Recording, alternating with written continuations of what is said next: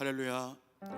오늘 주일 저녁에 오신 여러분들을 주님으로 환영 축복합니다. 오늘 새벽부터 저녁까지 헌신하고 수고했던 모든 분들에게 하나님의 크신 은혜가 함께할 줄로 믿습니다. 우리 함께 믿음이 없이는 우리 함께 찬양하면서 하나님 앞에 나아가도록 하겠습니다.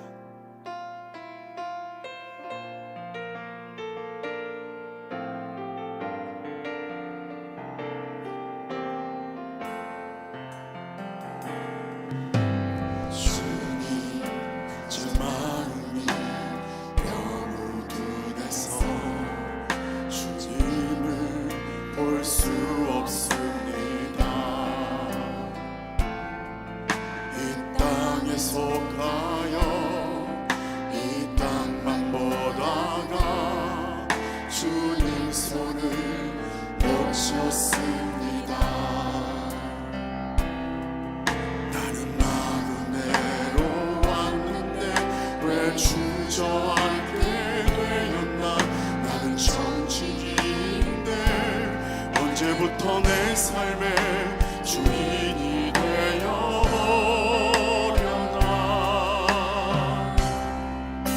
믿음이 없이는 기쁘시게 못하나니 고된 수고도 다 헛될 뿐이라. 믿음이 없어서 무너진 삶의 모든 자리에 다시 주님을 믿음이 없이는 기쁘시게 못하나니 주를 찾는 자 반드시 만나리. 믿음이 없어서 무너진 삶의 모든 자리에 다시 주님을 기다립니다. 아멘. 주님 제 마음이 너무 둔해서 볼 수 없습니다. 이 땅에 속하여 이 땅만 보다가 주님 손을 놓쳤습니다. 나는 나그네로 왔는데 왜 주저하게 되었나. 나는 정직인데 언제부터 내 삶에 주인이 되어버렸나. 믿음이 없이 기쁘시게 못하니 고된 수고도 다 헛될 뿐이라. 믿음이 없어서 무너진 삶의 모든 자리에 다시 주님을 기다리. 믿음이 없이는 기쁘시게 못하나니 주를 찾는 자 반드시 만나리. 믿음이 없어서 무너진 삶의 모든 자리에 다시 주님을 기다립니다. 우리 한 번 더 찬양하겠습니다. 주님 제 마음이 너무 둔해서 주님을 볼 수 없습니다. 이 땅에 속하여 이 땅만 보다가 주님 손을 놓쳤습니다. 나는 나그네로 왔는데 왜 주저앉게 되었나. 나는 정직인데 언제부터 내 삶의 주인이 되어버렸나. 믿음이 없이는 기쁘시게 못하니 고된 수고도 고된 수고도 다 헛될 뿐이라 믿음이 없어서 무너진 삶의 모든 자리에 다시 주님을 기다립니다. 믿음이 없이는 기쁘시게 못하니 주를 찾는 자 반드시 만나리. 믿음이 없어서 무너진 삶의 모든 자리에 다시 주님을 예배합니다. 찬양합니다. 주님만 날 다스리소서. 예배합니다. 찬양합니다. 주님 홀로 높임 받으소서. 예배합니다. 예배합니다. 찬양합니다. 주님만 날 다스리소서. 예배합니다. 찬양합니다. 주님 홀로 높임 받으소서. 예배합니다. 예배합니다. 찬양합니다. 주님만 날 다스리소서. 예배합니다. 찬양합니다. 주님 홀로 높임 받으소서. 할렐루야. 우리 하나님 앞에 큰 영광의 박수 올려드리겠습니다. 아멘.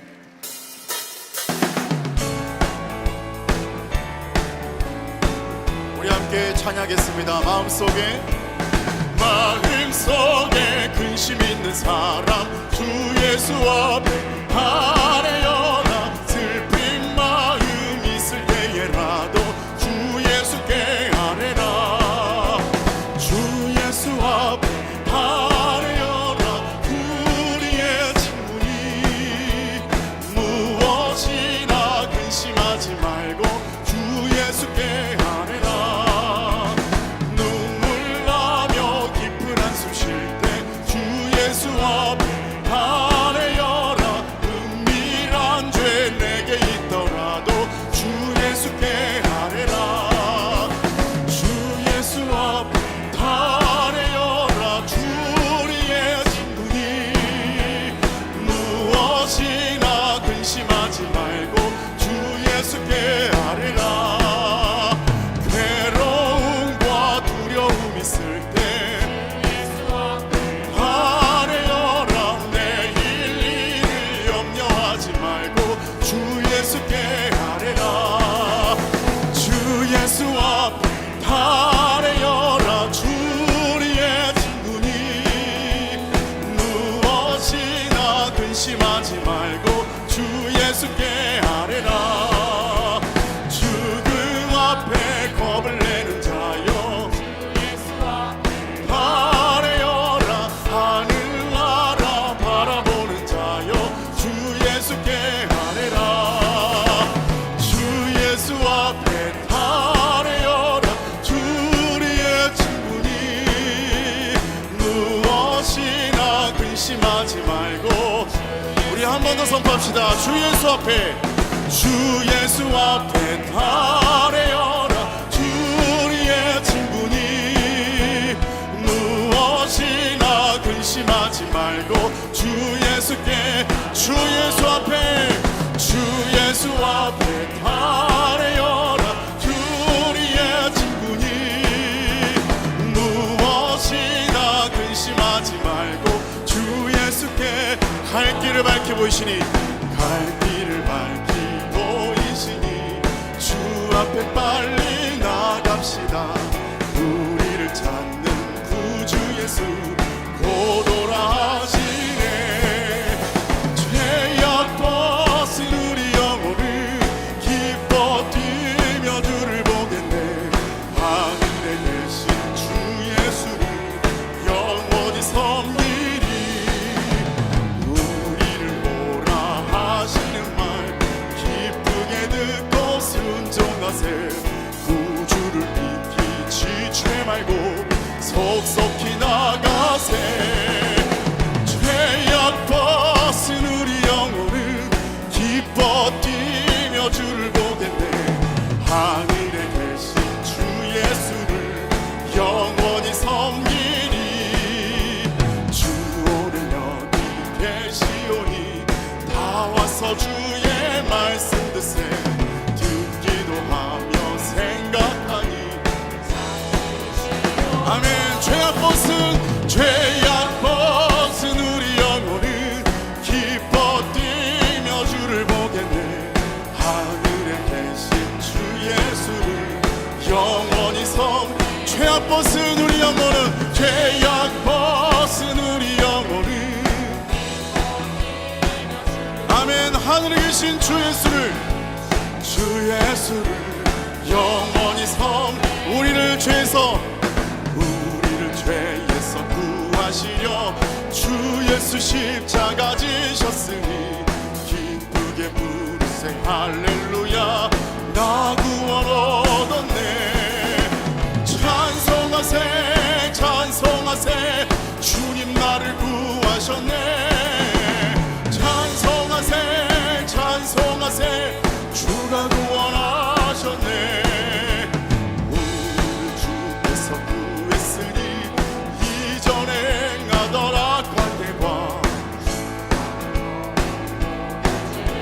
온전히 버렸네. 찬송하세 찬송하세 주님 나를 구하셨네. 찬송하세 찬송하세 주가 구원하셨네. 나 지금 죄에서 사함받아 거룩한 백성이 되었으니 이신 장막을 벗을 때도 겁날 것 없겠네. 찬송하세 찬송하세 주님 나를 구하셨네. 찬송하세 찬송하세 주가 구원하셨네.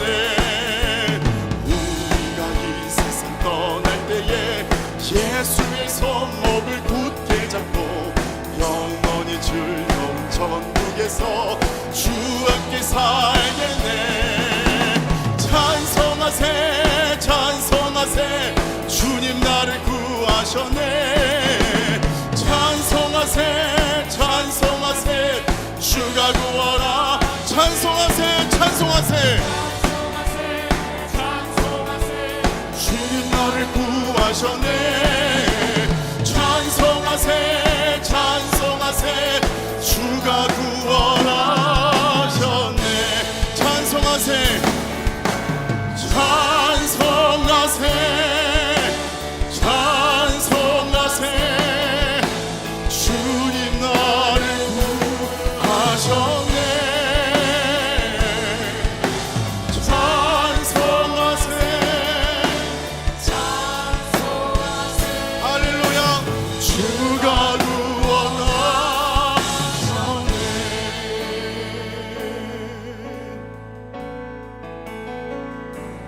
우리 보좌 앞에 모였네. 함께 주를 찬양하며 하나님의 사랑 그 아들 주셨네. 그의 피로 우리 구원받았네. 십자가에서 쏟으신 그 사랑 강같이 온 땅에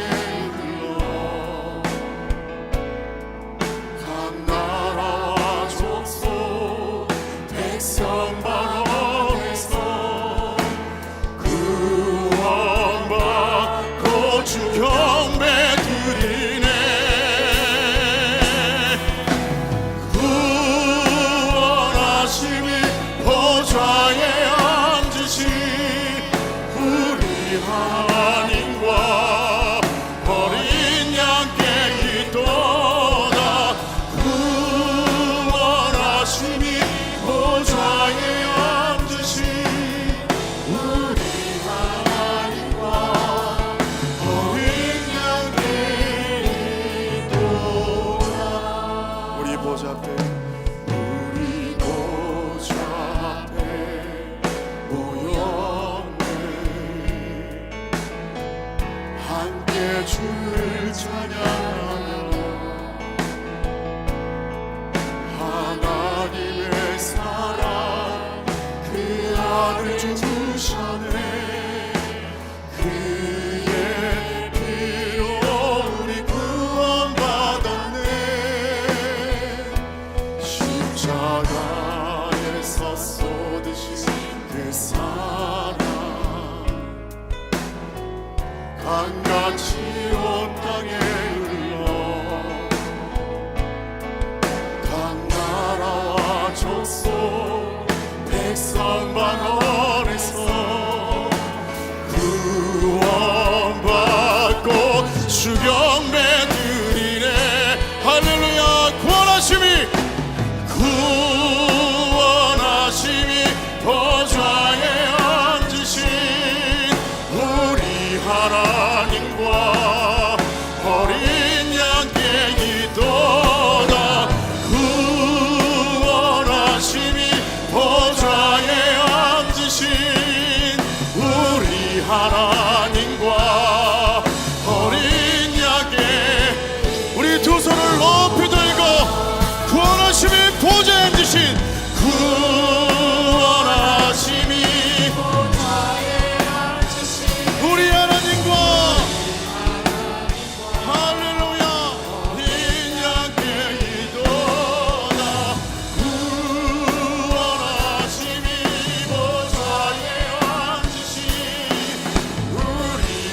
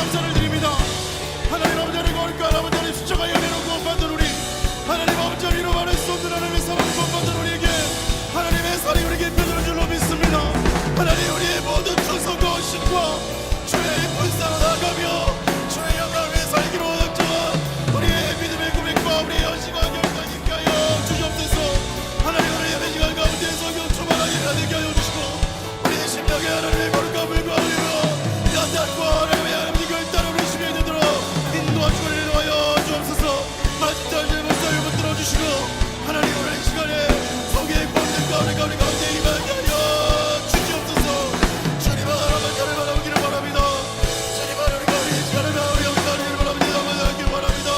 주의 말씀을 우리 가운데 임하게 하여 주셔서 오늘 내 말씀을 일어나시키며 우리를 일으키시는 하나님 건강을 일으키게 일어나게 하여 주시고 성의의 충만한 역사와 거리까지 하심이 우리 가운데 임하며 모든 죄가 불타며 회개하는 역사가 일어나게 하여 주시옵소서. 주님 아버지 의지합니다.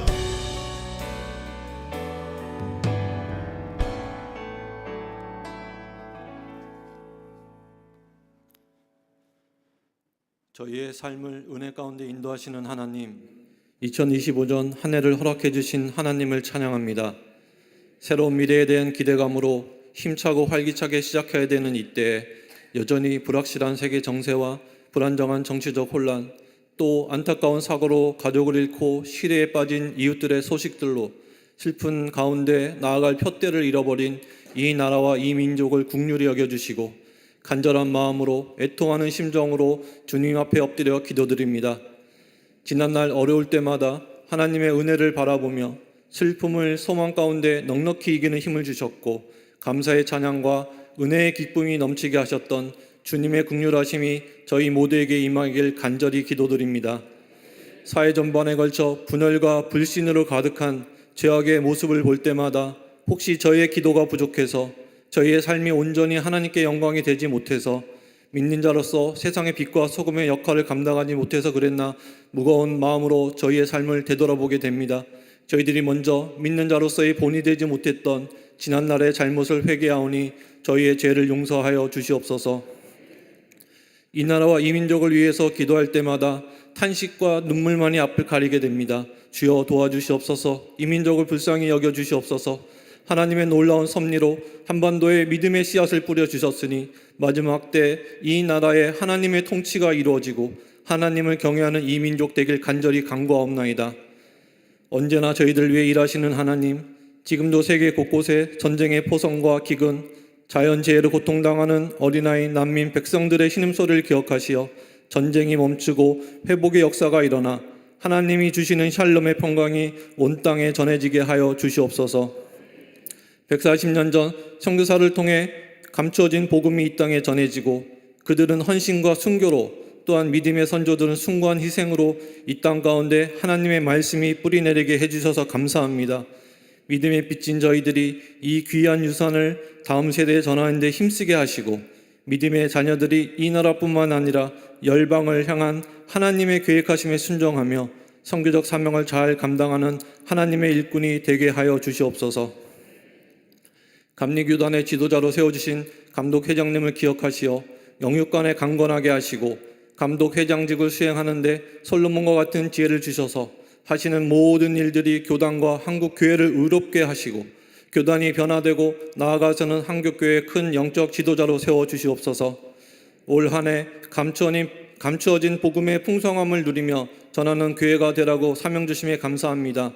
광림의 권속들이 하나님의 은혜를 간구하며 속회 성교회로 모이게 힘쓰게 하시고 만세 전부터 감추어진 복음의 비밀 되시는 예수 그리스도의 풍성한 은혜를 받아 이 복음 전하는 데 힘쓰는 한 해가 되게 하여 주시옵고 예수님의 성품을 담고 성령님의 권능으로 저희의 가정이 회복되고 교회가 부흥하며 또한 이 나라의 정치 경제가 건강하게 회복되도록 이끌어 주시옵소서.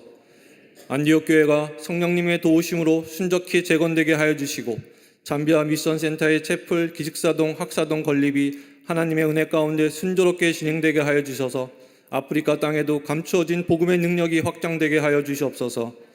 남녀 선교회, 실업인 선교회 및 각 특수 선교회들이 하나님이 주신 사명 잘 감당할 수 있도록 기도하며 섬기는 데 주저하지 않게 하시고 교회 학교가 서로 연합하여 맡겨주신 자녀들에게 성경적 가치관을 가진 하나님의 사람으로 양육할 수 있도록 또한 이들에게 선한 영향력을 끼치는 사명을 잘 감당할 수 있도록 인도하여 주시고 각 교회 기관에 세워주시는 목사님, 전도사님들이 하나님께 순종하며 선교적 사명을 잘 감당할 수 있도록 지혜와 명철을 더하여 주시옵소서. 이 시간 말씀을 선포하시는 강명남 목사님의 입술을 성령님께서 주장하여 주셔서 듣는 저희들은 깨닫고 결단하며 나아가는 시간들 되게 하시고 천상의 목소리로 하나님의 영광만을 위해 찬양하는 나사렛 성가대의 소리를 기쁘게 흠양하여 주셔서 은혜의 강문이 흘러 넘치는 시간 되게 하여 주시옵소서. 모든 것에 감사드렸고 살아계신 예수님의 이름으로 기도드립니다. 아멘.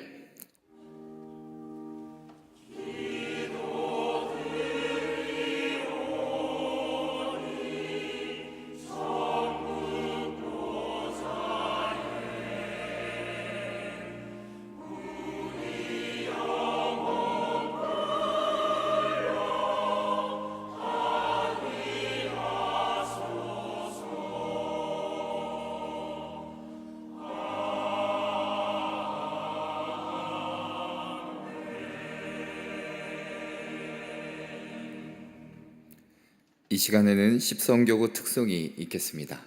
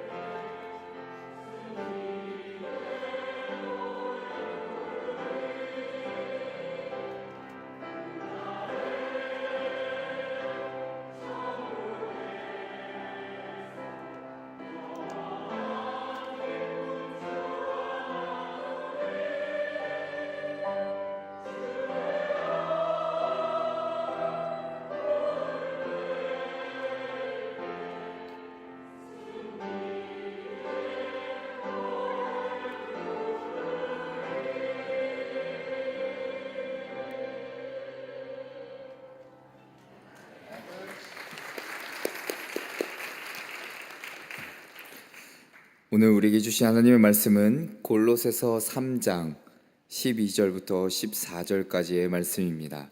골로새서 3장 12절부터 14절까지의 말씀입니다. 제가 가진 신약 성경 326면쯤에 있습니다. 우리 세 절의 말씀이니 함께 하나님의 말씀 봉독하겠습니다. 그러므로 너희는 하나님이 택하사 거룩하고 사랑받는 자처럼 긍휼과 자비와 겸손과 온유와 오래 참음을 옷 입고 누가 누구에게 불만이 있거든 서로 용납하여 피차 용서하되 주께서 너희를 용서하신 것 같이 너희도 그리하고 이 모든 것 위에 사랑을 더하라. 이는 온전하게 매는 띠니라. 아멘. 이 시간에는 나사렛 성가대의 찬양이 있겠습니다.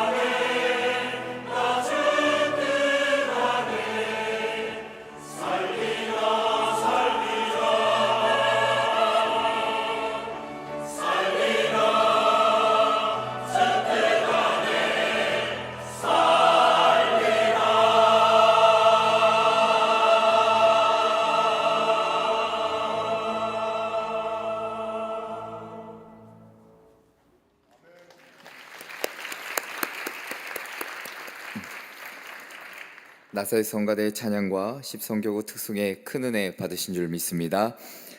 이 저녁 주의 전에 나와 예배하신 성도님들에게 보듬어 주신 하나님의 크신 사랑과 그리고 삶에서 채워주신 은혜가 가득하시기를 먼저 주님의 이름으로 축원합니다. 오늘 말씀의 제목은 택함 받은 자입니다. 과거와 현재 그리고 미래에도 동일하게 우리는 정체성에 관해 질문하고 사색하며 묻게 될 것입니다. 인간 존재 자체에서 정체성을 찾았던 고대 철학을 비롯해서 종교적 차원에서 정체성을 탐구했던 중세 시대와 그리고 종교적 틀을 벗어나 개인의 자율성 그리고 이성 중심으로 인식이 변화되었던 근대에 이르기까지 이제는 개인적 차원뿐만이 아니라 사회적, 심리적 맥락에서도 정체성이라는 것은 인간이 살아감에 있어서 중요한 질문 가운데 하나일 것입니다. 나는 누구인지, 나는 무엇을 위해 살아가야 되는지, 나는 사랑받을 만한 존재인지. 그래서 우리는 나를 정의하기 위해 직업과 학력, 사회적 지위, 그리고 때로는 소셜 미디어에 올라오는 좋아요의 숫자까지 기준으로 삼곤 합니다. 그러나 자신의 가치를 타인의 평가와 세상의 성공에서 찾으려는 이들은 필연적으로 공허함에 빠질 수밖에 없다는 사실입니다. 이런 논의의 중심에서 성경은 한결같이 하나님의 형상이나 택함 받은 자와 같은 본질적이고 영원한 정체성을 우리에게 일러주고 있습니다. 이는 세상과 문화의 흐름 속에서도 흔들리지 않는 삶의 방향성을 제시해주고 예수 그리스도 안에서 참된 자아를 발견하도록 만듭니다. 오늘 본문에서도 사도 바울은 우리에게 놀라운 진리를 일깨워주고 있습니다.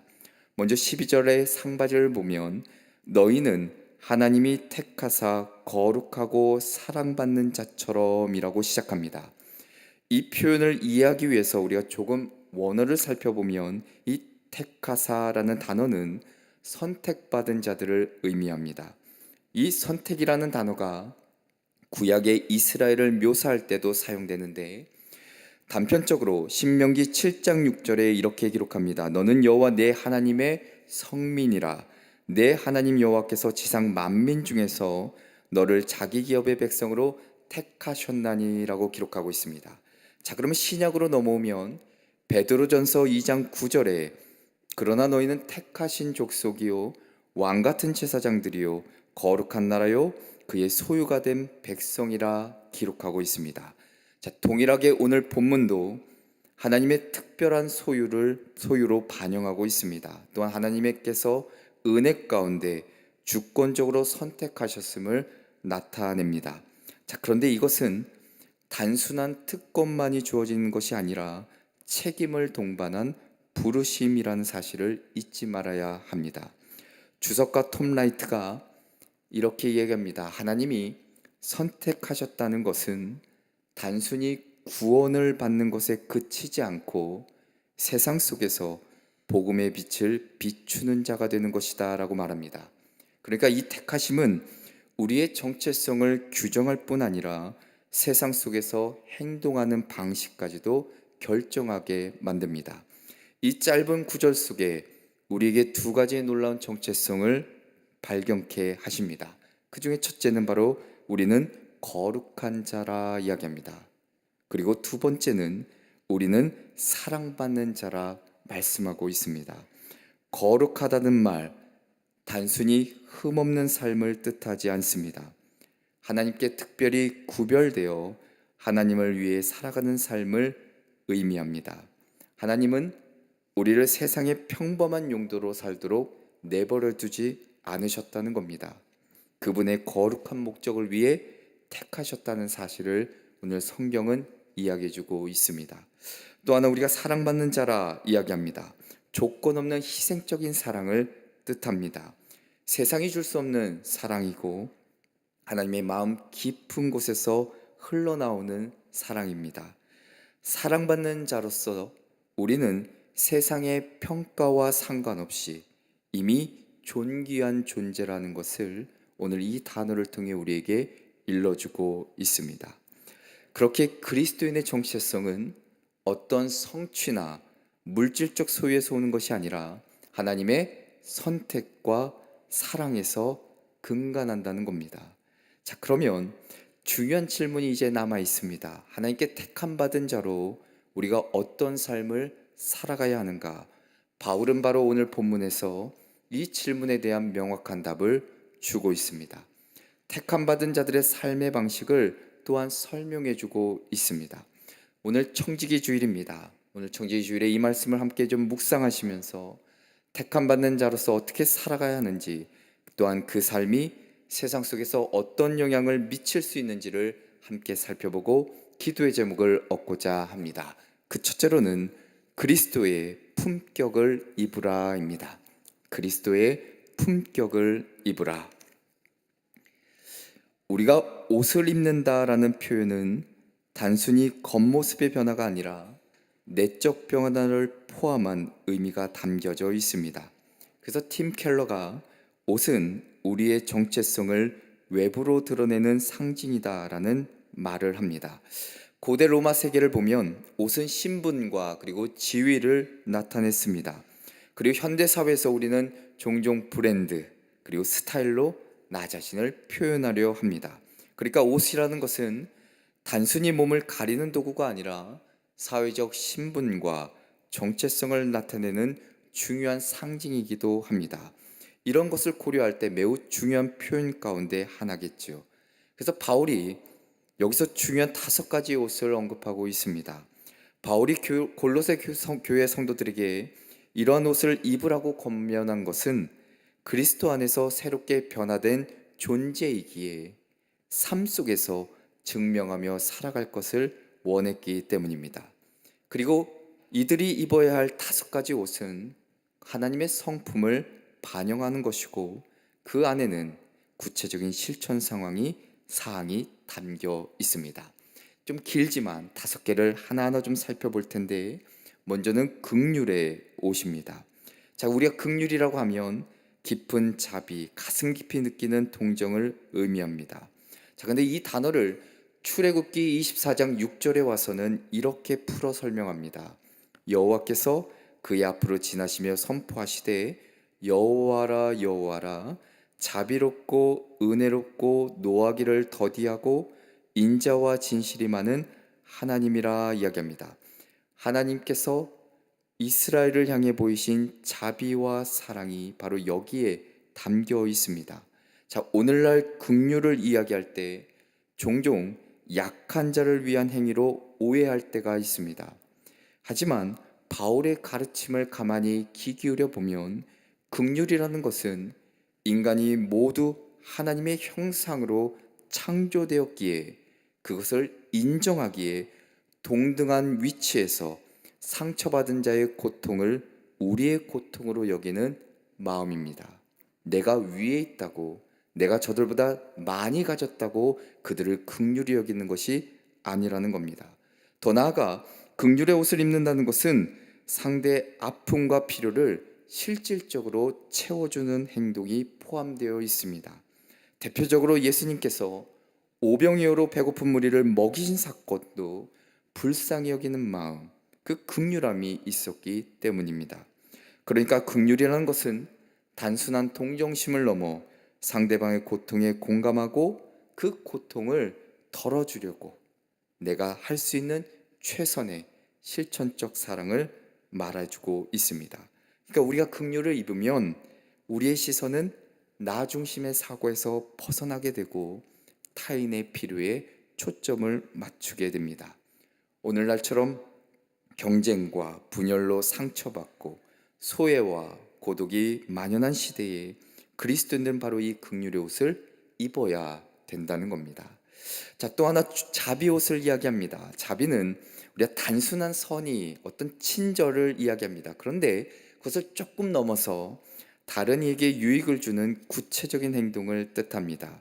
자, 그러니까 바울은 자비 옷을 입으라 라고 명령하는데, 그러면 그리스도인들이라면 내 유익보다 타인의 유익을 위하는 것이고 이익이 아니라 유익을 우선시해야 함을 강조하고 있습니다. 우리가 누가복음 10장 25절 이하에 보면 착한 사마리아인의 비유가 등장합니다. 그 이야기를 통해서 우리는 자비를 행동으로 보여주는 장면을 발견할 수 있습니다. 그러니까 우리가 자비 옷을 입을 때 세상은 우리의 선행을 통해 하나님의 은혜와 사랑을 경험할 수 있다는 것입니다.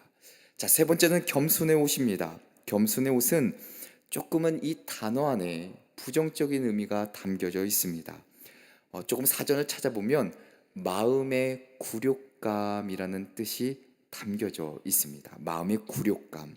그러니까 이 당시에는 이 겸손이라는 단어 자체를 일반인에게 쓰질 않았습니다. 약자와 노예에게 쓰였습니다. 자, 그런데 신약에 들어와서 예수 그리스도의 성품으로 겸손이 정의됩니다. 빌립보서 2장 5절 이하에 보면 예수님이 자기를 낮추어 십자가에 달리신 겸손이 우리 그리스도인들의 삶의 본보기가 되었습니다. 겸손을 입는다는 것은 나의 자격, 내 자신의 자격과 권리를 내려놓는 것이고 타인의 필요를 먼저 생각하는 태도를 의미합니다. 타인을 존중하는 삶이죠. 어찌 보면 현대 사회에 나 중심의 사고, 나 우월주의 사고에 대조되는 모습이 바로 이 겸손입니다. 바울은 겸손의 옷을 입을 것을 이야기하고 있습니다. 또한 온유의 옷도 있습니다. 우리가 온유로 번역하는 것은 곧 힘의 절제를 의미하는데 단순히 부드러움이나 약함이 아닙니다. 강한 의지와 자기 통제력이 이 안에 담겨져 있습니다. 그러니까 예수님이 마태복음 11장 29절에서 자신을 온유하고 겸손한 자로 묘사하십니다. 그러니까 온유라는 것은 하나님과의 관계에서 비롯되는 힘이고 인간의 약함이나 타협이 아니라 하나님의 뜻을 이루기 위한 강함과 자기 절제가 그 온유함에 담겨져 있습니다. 내가 얼마든지 할 수 있지만 하지 않는 겁니다. 참고 견디는 것이죠. 갈등 상황에서도 화를 내지 않는 겁니다. 화를 낼 수 있지만 안 내는 것이고 상대방의 입장을 더욱 이해하려고 노력하는 겁니다. 그래서 때로는 분노와 폭력을 억제할 수도 있는 것이고 그 안에 평화를 이룰 수도 있다는 것이죠. 그리고 5가지 중에 마지막은 오래 참음입니다. 오래 참음, 인내를 뜻합니다. 이 단어는 하나님께서 죄인들에게 보이시는 끊임없는 인내를 나타내는 데 자주 사용되는 단어입니다. 또한 사람들과의 관계 속에서 오래 참음은 단순히 내가 고난을 견디는 것이 아니라 상대방의 연약함, 그 실수를 내가 받아들여 주는 것이고 견뎌 주는 겁니다. 사랑으로 품는 태도가 바로 이 오래 참음입니다. 자, 5가지 옷을 우리 함께 좀 살펴보았는데 우리는 이 옷을 통해 그리스도인의 정체성을 드러낼 수 있습니다. 하나님께서 우리를 택하셨으니 우리의 삶은 그리스도의 성품을 입는 것에서 시작됩니다. 긍휼과 자비, 겸손과 온유, 오래 참음은 외적인 행동이 아니라 바로 내 내면에서 시작되어 우리의 삶 전체를 변화시키고 선한 영향을 미치게 된다는 것입니다. 공동체 안에서 때로는 가정이나 교회 안에서 실천해야 되는 덕목이고 오늘날 분열과 경쟁의 시대에 교회가 세상에 보여줘야 할 새로운 기준일 것입니다. 우리가 청지기주의를 맞아서 하나님의 택함 받은 자로 긍휼과 자비, 겸손과 온유, 오래 참음의 옷을 입고 이 세상을 살아내시기를 선한 영향을 미치시기를 주님의 이름으로 축원합니다. 둘째로는 용서로 벽을 허물라입니다. 용서로 벽을 허물라. 그리스도의 품격이라는 것은 용서라는 실천을 통해 우리 관계 속에서 드러나게 됩니다. 용서는 단순히 과거를 묻는 것이 아니라 관계를 세우는 회복의 행동입니다. 용서가 참 쉽지 않습니다. 저 역시 앞에 있는 이 목사도 저 역시도 용서하기가 참 쉽지 않은 인물이 있었습니다.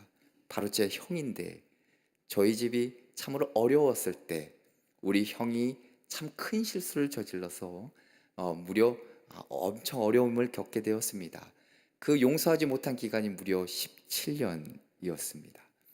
자, 용서라는 것은 가장 어려운 부분이지만 동시에 가장 중요한 부분입니다.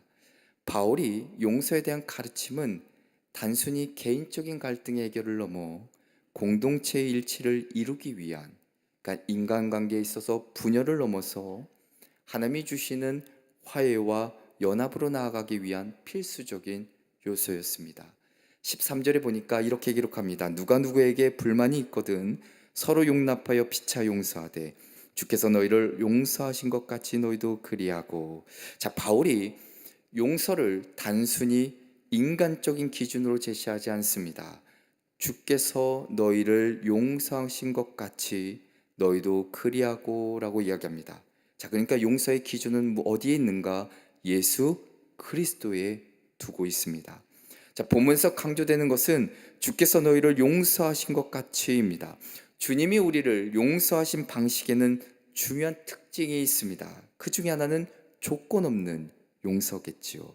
우리의 상태, 우리의 공로와 상관없이 용서하셨던 그 조건 없는 용서가 있고, 또한 또 하나는 바로 완전한 용서가 있습니다. 히브리서 8장 12절을 보면 주님은 우리의 모든 죄를 기억하지도 않으신다 약속하셨습니다. 그리고 주님의 용서는 우리를 하나님과 화목하게 하려는 관계 회복을 위한 용서의 모습을 보여주셨습니다.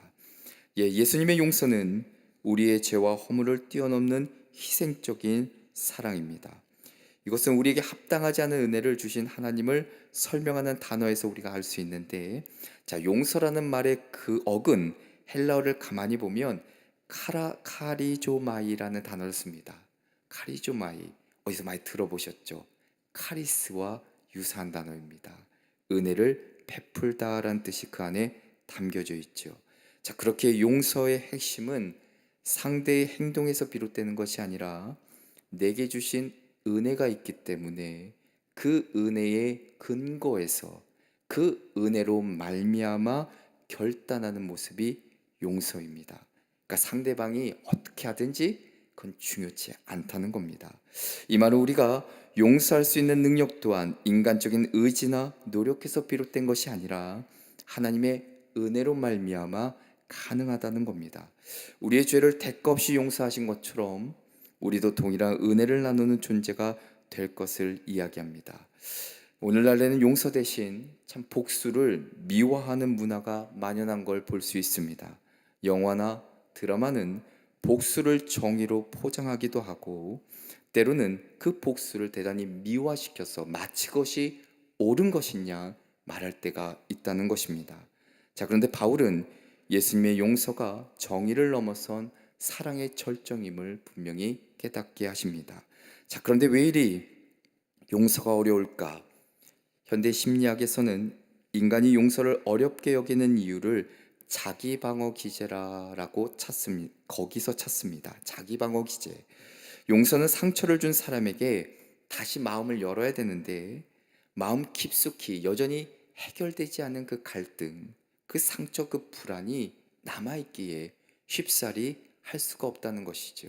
혹여나 내가 용서한다, 용서를 청하려고 마음을 열었다가 되려 더 상처받고 아플까봐 철저하게 나 자신을 보호하고 싶은 마음에 기인하기 때문입니다. 특히 불의를 경험한 사람에게 용서는 약자처럼 느껴질 수도 있습니다. 하지만 골로새서의 말씀은 용서를 약함이 아닌 강함의 증거로 분명히 이야기해 줍니다. 관계를 회복시키는 능력으로 이야기해 주고 있습니다. 우리의 가정, 우리의 교회, 세상 속에서 우리가 용서할 때 그것은 단순히 관계 갈등을 해결한 행위를 넘어 하나님의 성품을 이 땅에 드러내는 고귀한 행동이기도 합니다. 용기 있는 자가 가지고 있는 모습이겠죠. 하나님 나라를 세워가는 일이기도 합니다. 용서를 통해서 혹여나 지금 생각나신 분이 있다면 여전히 내가 그 싸움벽이 너무나도 높고 견고하다면 다시 한번 오늘 말씀을 기억하시며 그 벽을 허물고 원수처럼 보였던 사람과도 그리스도 안에서 새롭게 연합함으로 세상을 변화시키는 그런 삶을 살아내시기를 주님의 이름으로 축원합니다. 끝으로는 사랑으로 하나 되라입니다. 사랑으로 하나 되라. 바울은 14절에 이렇게 선언합니다. 이 모든 것 위에 사랑을 더하라. 이는 온전하게 매는 띠니라 이야기합니다. 자, 12절에서 시작된 말씀에 우리가 입어야 될 옷을 설명하고 이어 13절에 들어서는 용서를 이야기해주고 그 14절에 와서는 사랑을 이야기합니다. 마치 이 사랑이 전체적인 것을 이렇게 묶는 띠로 설명하고 있습니다. 자, 왜냐하면 사랑이라는 것은 모든 것의 완성을 이루는 가장 중요한 핵심이기 때문입니다. 우리의 모든 사역도 마찬가지고 우리의 모든 봉사도 마찬가지입니다. 이 사랑이 근간이 되어 있을 때 비로소 온전해진다는 겁니다. 14절에 보면 온전하게 매는 띠라 라고 이야기합니다. 자, 이 단어 문화를 조금 상상해 보면 로마 병사의 이 허리띠를 생각해 보면 되는데 병사의 무장을 고정시키고 보호하는 필수 장비가 이 띠였다고 합니다. 그러니까 사랑이 온전하게 매는 띠니라 라는 바울의 비유를 들었을 때 사람들이 쉽게 이해가 가능했을 것입니다. 자, 사랑은 긍휼, 자비, 겸손, 온유, 오래 참음 그리고 용서를 한데 묶어내는 능력이 있습니다. 고린도전서 13장, 우리가 사랑장이라고 얘기하는데 거기 기록된 말씀을 보면 사랑이 없으면 아무것도 아닙니다 라고 단언하는 것은 오늘 함께 읽으신 각각의 함께 보신 각각의 덕목이 긍휼과 자비와 이런 덕목들이 개별적으로는 중요한데 그 정점에는 반드시 사랑이 필요하다라는 겁니다. 그리고 우리가 기억해야 될 이 14절의 사랑은 단순한 감정이나 친절한 표현 그게 아닙니다. 희생적인 사랑이에요. 하나님께서 그리스도 안에서 우리를 사랑하신 방식입니다. 우리가 하나님으로부터 받은 사랑은 나에게만 머무는 것이 아니라 관계를 통해 전해져야 합니다. 바울은 골로새 교회가 이 사랑을 통해 서로 연합하고 온전히 하나 될 수 있음을 이야기해 주고 있습니다. 그러니까 사랑은 용서를 넘어 서로를 품고 하나됨을 이루는 완전한 연합을 위해 필요한 요소라는 겁니다. 골로새서 3장 12절부터 14절은 하나님께서 우리를 택하시고 부르셨음을 상기시킵니다. 청지기주의를 맞아 우리는 하나님의 택함 받은 자로 그분의 성품을 분명 닮아가야 합니다. 그리스도의 옷을 입고 품격 있는 옷을 입고 용서로 서로를 세워주고 벽을 허물고 관계를 회복시키고 사랑으로 모든 것을 완전하게 하는 삶을 살아내야 한다는 것입니다. 이러한 삶을 통해 하나님의 놀라운 은혜가 우리의 가정과 우리 교회 그리고 세상 가운데 충만히 흘러가기를 주님의 이름으로 축원합니다. 기도하시겠습니다. 거룩하신 하나님, 오늘도 우리를 택하시고 거룩하고 사랑받는 자로 삼아주심을 감사를 드립니다. 긍휼과 자비, 겸손과 온유, 오래 참음의 옷을 입게 하시고 우리 안에 있는 분열과 불화를 용서로 녹여주시며 주님께서 보여주신 그 사랑과 화평을 본받아 살아가게 하여 주옵소서. 우리의 연약함을 넘어 서로를 용납하고 주님께서 우리를 용서하신 것 같이 기꺼이 용서하며 그리스도의 사랑으로 모든 것을 하나 되게 하는 삶을 살아가게 하여 주옵소서. 사랑으로 맺어진 우리 제단이 하나님의 성품을 세상에 드러내며 주님의 평강이 우리의 마음과 가정과 교회에 충만히 임하게 하여 주옵소서. 우리의 삶을 통해 주님의 이름이 영광 받으시기를 간절히 소망하며 예수 그리스도의 이름으로 기도합니다. 아멘. 광림 코이노니아입니다. 2025년도 임원 전지훈련 2차가 돌아오는 15일과 16일에 권사님을 대상으로 진행됩니다. 임원들은 한 분도 빠짐없이 참석해 주시기를 바랍니다. 또한 1차에 참석하지 못한 집사님들도 참석해 주시기를 바랍니다. 2025년도 1학기 광림장학생을 선발합니다. 지원하실 분은 교회 홈페이지에서 내용을 참고하시고 신청해 주시기를 바랍니다. 그 밖의 광고는 주부를 참조해 주셔서 참교해 주시고 성도님들의 기도와 참여를 부탁드립니다. 이제 다 함께 일어나셔서 찬송가 459장을 찬양하신 후 감독회장님 나오셔서 드려진 예물을 위해 기도해 주시고 축도해 주심으로 예배를 마치겠습니다.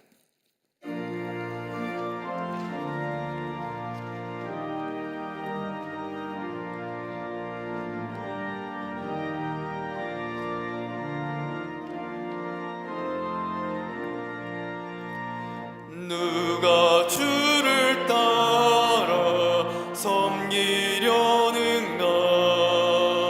누가 죄를 떠나 주만 따를까? 누가 주를 섬겨 남을 구할까? 누가 주의 뒤를 따라가려나? 부르심을 받아 주의 은혜로 주를 따라가네. 주만 따르네. 세상 영광 위에 따름 아니요 크신 사랑이네. 주만 따르고 주가 내려주신 은혜 힘입어 주의 뒤를 따라 힘써이 하네. 부르심을 받아 주의 은혜로 주를 따라가네. 주만 따르네. 환난 핍박 많고 원수 강하나 주의 용사 더욱 힘이 강하니 누가 능히 이겨 넘어뜨리랴? 변함없는 진리 승리하리라. 기쁜 찬송아